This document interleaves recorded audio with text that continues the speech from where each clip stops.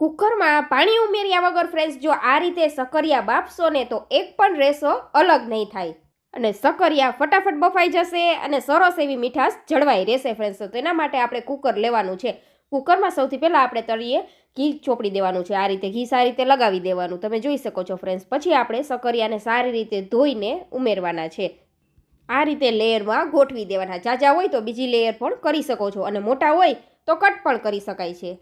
હવે સરસ સાફ ચોખ્ખું એવું એક નેપકિન લઈ લેવાનું છે જેનો કલર ન જતો હોય. તેને આપણે પાણીમાં આ રીતે ડૂબાડીને વધારાનું પાણી હટાવીને કુકરમાં જે સકરિયા છે તેની ઉપર ઢાંકીને આ રીતે રાખી દેવાના છે. વધુ પાણી ઉમેરવાની અહીંયા કાંઈ જ જરૂર નથી. હવે ઢાંકણ ઢાંકીને આપણે કુકરને ગેસ ઉપર રાખીશું.